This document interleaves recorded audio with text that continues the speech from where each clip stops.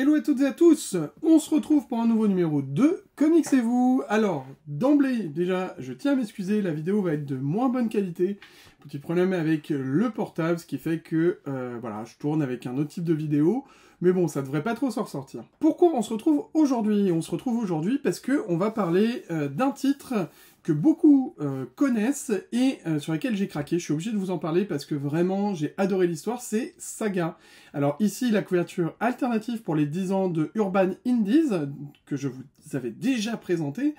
Et donc là, c'est la couverture alternative, et on va parler tout de suite de Saga et de pourquoi ce numéro 1 m'a hypé de fou.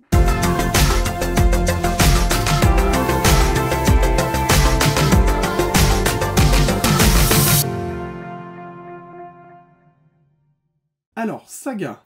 Saga, c'est un titre qui est paru chez Image Comics, ou Image Comics pour les plus américains d'entre vous, et qui est écrit par Brian K. Vaughan, le Canadien, et dessiné par Fiona Staples. Donc c'est une série qui est en 11 tomes, qui est parue chez Urban, dans la série Urban Indies, et là ce que je vous présente ici, c'est la couverture alternative que je trouve magnifique, une fois que vous avez retiré le petit logo 10 €, puisque ce tome est aussi au prix de 10 €, donc c'est un format assez abordable, je vous l'avais déjà présenté sur d'autres titres Indies, et je vous avais dit justement dans la vidéo que Saga, c'est vraiment celui que j'avais pas forcément lu, qu'on me conseillait énormément. D'ailleurs, je fais une dédicace à Anna de chez Pub Comics, qui a essayé de me forcer au maximum pour le prendre, et finalement je l'ai pris. Et j'en suis vraiment super content. Alors, Saga, quelle est l'histoire? L'histoire, c'est que deux personnes que vous voyez ici vont avoir un enfant, donc ces deux personnages, Marco et Alana, vont avoir un enfant, une petite fille, qui va naître. Jusque-là, vous allez me dire, c'est normal. Le seul souci, c'est que leurs deux planètes se détestent totalement, à tel point qu'elles sont en guerre. Alors, petite précision, elles sont pas en guerre l'une chez l'autre, puisque si l'une meurt, l'autre meurt aussi. Parce que il y en a une, c'est la planète, et l'autre, c'est la lune de cette planète-là.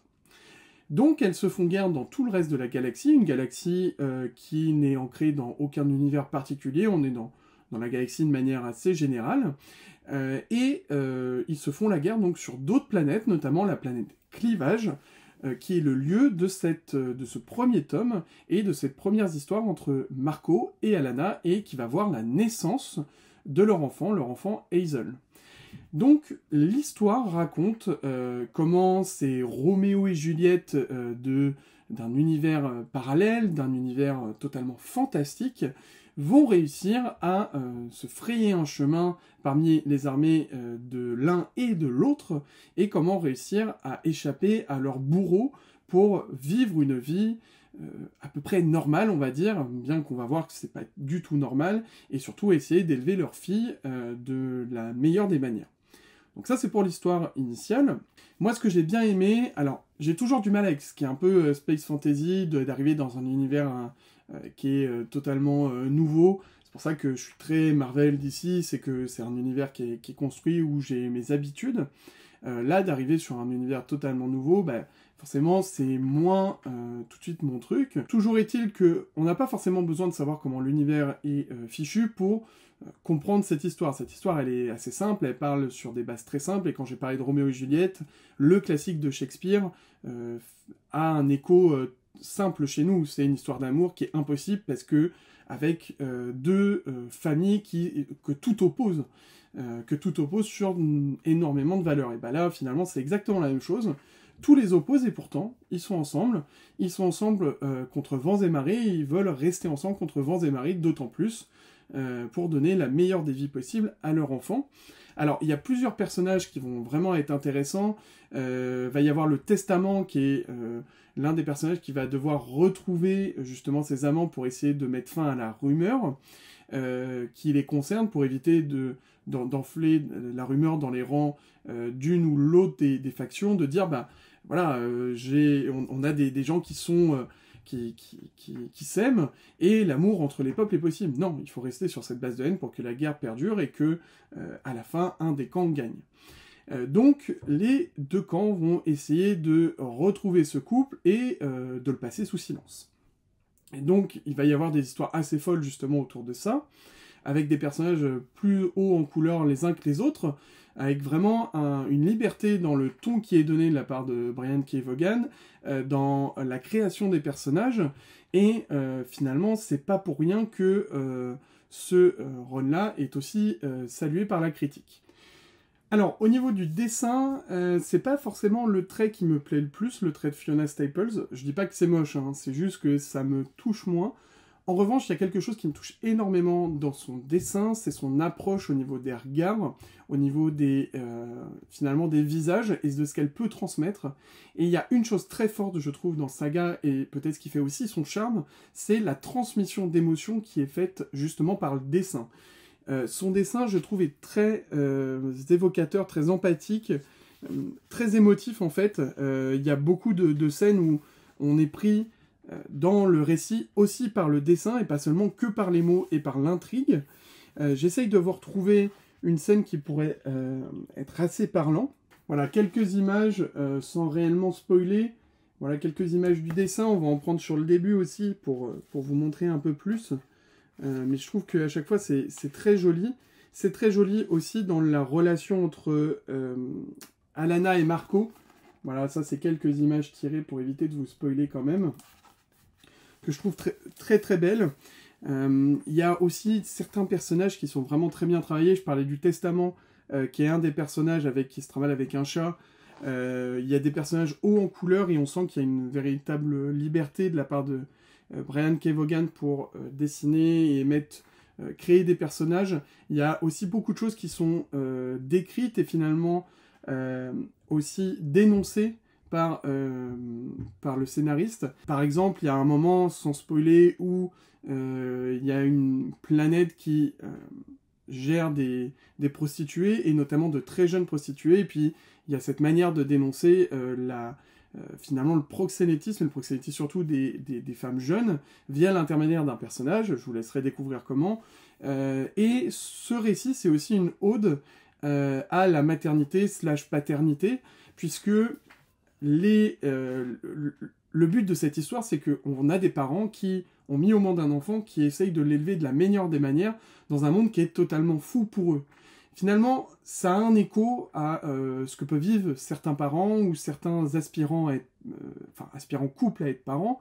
C'est cette volonté de faire naître un enfant dans le monde actuel, avec tous les problèmes qui sont engendrés, avec un futur qui nous paraît parfois très obscur pour notre progéniture, et où on se dit, pourquoi je vais mettre au monde un enfant et lui infliger tout ça, et si je le mets au monde, comment je vais faire pour le guider au mieux. Et c'est en sous-texte ce qui est abordé dans ce premier tome, et je pense que ça va être vraiment une histoire filée et le message tout le long de Saga. D'ailleurs, dites-le moi, pour ceux qui l'ont lu, si c'est toujours le cas, mais je pense que ça va être le fil directeur de Brian K. Vaughan dans son récit. Et moi, c'est un point qui me touche particulièrement et que j'ai vraiment apprécié, qui m'a donné pas mal d'émotions dans ce numéro, et c'est pour ça que j'ai envie de lire le numéro 2, de voir déjà si ça se poursuit aussi sur la longueur, parce que c'est toujours très compliqué de faire justement une saga, là pour saga, mais de faire un récit qui arrive à se tenir tout le long, surtout avec un univers créé de toutes pièces, des fois ça peut être plus difficile. En tout cas, je trouve que c'est sur les 6 premiers numéros que compose ce tome 1 de Saga, ça vaut vraiment le coup. Alors ça vaut d'autant plus le coup pour les nouveaux lecteurs comme moi qui veulent tenter le truc et qui se disent, bon, c'est relativement un pari à peu de frais puisque c'est à 10 €. En plus, la couverture est juste magnifique, je trouve que vraiment c'est superbe. De toute façon, cette promotion-là chez Urban avec 10 € pour 10 tomes qui sont de Urban Indies et qui sont généralement des très bons tomes, ça vaut vraiment le coup. Mais alors là, sur Saga, je suis très content de l'avoir tenté. Je suis tellement content que là, je reviens à peine de la dédicace de Terry Dodson d'ailleurs. Merci, Album Comics. J'ai acheté le tome 2 de Saga pour apprécier la suite de l'histoire, puisqu'il y a un autre personnage, là je vous spoil pas, mais il y a un autre personnage qui apparaît à la suite et que j'ai énormément aimé, une jeune fille que j'ai énormément aimé dans l'histoire, et j'ai envie de voir comment il développe ce lien tout autour. Et puis il y a une narration aussi en fond, ce qui est la narration de la petite fille qui est Hazel. Donc on comprend plus ou moins qu'elle va grandir, qu'au moins elle va évoluer. Donc ça c'est un peu le fil directeur de nous dire il y a peut-être un truc qui se passe bien quand même, parce que globalement ils enchaînent quand même les péripéties dans ces premiers numéros. La liberté aussi de ton dans le scénario et même dans les dialogues est vraiment à mettre en avant. Alors ça veut dire aussi qu'on peut pas le mettre forcément entre toutes les mains. Je pense qu'il faut avoir un peu de maturité pour comprendre ça. Donc par exemple pour les jeunes adolescents ça peut être un peu compliqué sur certains aspects, en tout cas de tout comprendre, et puis ça peut être un peu cru des fois. Bon après c'est pas non plus Preacher par exemple, bien que la partie un peu road trip et essayer de s'en sortir, ça fait un peu penser aussi à Preacher, mais toujours est-il qu'on n'est pas sur le côté violent de Preacher, mais il y a des choses qui peuvent heurter un peu la sensibilité des plus jeunes, donc plutôt dans un public assez mature. De toute façon je pense que je le conseillerais de toute façon aux gens les plus matures pour vraiment apprécier pleinement l'histoire et comprendre les tenants et aboutissants qu'ont voulu développer scénaristes et dessinateurs. Si on doit faire un résumé, je trouve que Saga, comme beaucoup l'ont dit, et je pense que là je vais enfoncer des portes ouvertes, mais voilà, ça reste génial, vraiment. J'ai hâte de lire le tome 2, de voir si, peut-être, je vais être déçu, mais je pense pas, je pense que l'histoire se tient, et j'ai juste envie de savoir comment nos 3-4 personnages principaux évoluent, et puis même certains personnages secondaires, j'ai envie de voir comment ils évoluent également. Je trouve que le traitement des personnages est très bon, et de toute façon c'est une force narratrice de Brian K. Vaughan. On peut le lire sur d'autres choses, je l'ai lu en partie sur du Marvel. Il n'a pas fait grand chose, mais 2-3 histoires de Marvel qui étaient très bien. Il a fait un peu de DC aussi, il a fait Paper Girls avec Cliff Chiang, si je dis pas de bêtises. Donc voilà, c'est quelqu'un qui est assez reconnu, c'est franchement pas mal. Donc Saga, un incontournable de chez Urban Indies, à 10 €, vous prenez pas un très gros risque, donc allez-y. Et puis dites-moi d'ailleurs si ça vous a plu, si vous êtes fan de cette série-là.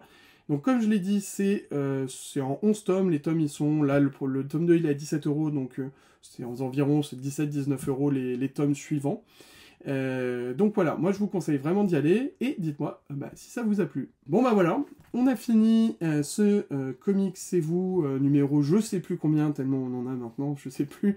Mais en tout cas, merci énormément d'être toujours aussi nombreux. La dernière vidéo sur DBZ, vous l'avez aussi plébiscité, et ça fait grave plaisir parce que j'essaye de développer un peu le manga. Et je sais que tout le monde ne fait pas forcément de manga, donc ça c'est très cool. Aussi pour vous annoncer, mercredi prochain, l'heure arrive très prochainement, mais mercredi prochain, on a un live avec GD Comics, Mister No, et notre invité Thomas, pour parler X-Men. Donc c'est un gros live X-Men, surtout après la tuerie de la série X-Men 97, on va revenir sur tout ça. Donc je vous invite à être très nombreux mercredi prochain, dans la soirée, on va vous dire l'horaire à peu près. Et puis il y aura d'autres lives comme ça, donc là c'est assez cool, ça va avancer. Et puis bon, j'ai d'autres projets que j'essaye de monter, on en reparlera très prochainement. En tout cas, d'ici là, je vous dis portez-vous bien et à très vite. Salut les loulous. Viens voir le docteur.